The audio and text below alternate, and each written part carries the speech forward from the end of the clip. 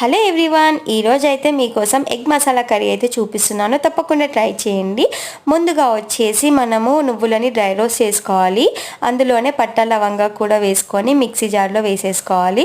తర్వాత వచ్చేసి మనం మసాలా కోసం అయితే ఆనియన్, టమాటా, ఒక 2 పచ్చిమిరపకాయలు ఆయిల్లో మంచిగా ఫ్రై చేసుకోవాలి.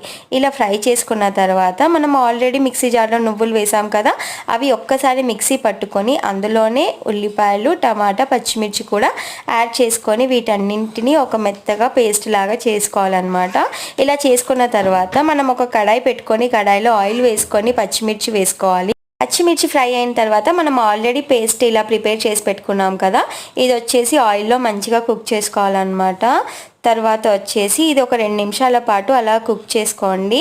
ఇలా కుక్ అయిన తర్వాత ఇందులో వచ్చేసి మనం చిటికెడు పసుపు, అలాగే రుచికి తగినంత ఉప్పు, కారం యాడ్ చేసుకోవాలి. ఇవన్నీ యాడ్ చేసుకున్న తర్వాత ఒకసారి మంచిగా కలిపేసుకొని మూత పెట్టేసుకొని ఒక 5 మినిట్స్ పాటు సిమ్లో పెట్టి మంచిగా కుక్ చేసుకోండి.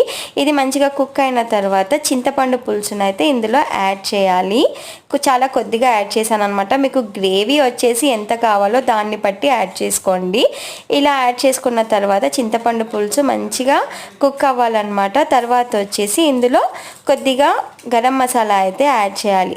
గరం మసాలా కూడా వేసిన తర్వాత అది మంచిగా కుక్ అయిపోయిన తర్వాత మనం ఆల్రెడీ బాయిల్ చేసి పెట్టుకున్న ఎగ్స్ని అయితే ఇందులో ఒక్కొక్కటిగా వేసుకొని మంచిగా మూత పెట్టేసుకొని ఒక 5 to 10 మినిట్స్ పాటు మంచిగా ఆయిల్ పైకి వచ్చే వరకు మధ్య మధ్యలో కలుపుతూ ఉండాలి.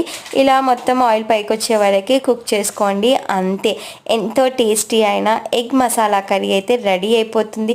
ఎవ్రీ టైం పులుసు అనే కాకుండా ఇలా మసాలా వేసుకొని ట్రై చేయండి. టేస్ట్ అయితే చాలా బాగుంటుంది. ఈ షార్ట్ మీకు నచ్చిందని అనుకుంటున్నాను. నచ్చితే తప్పకుండా లైక్ చేయండి.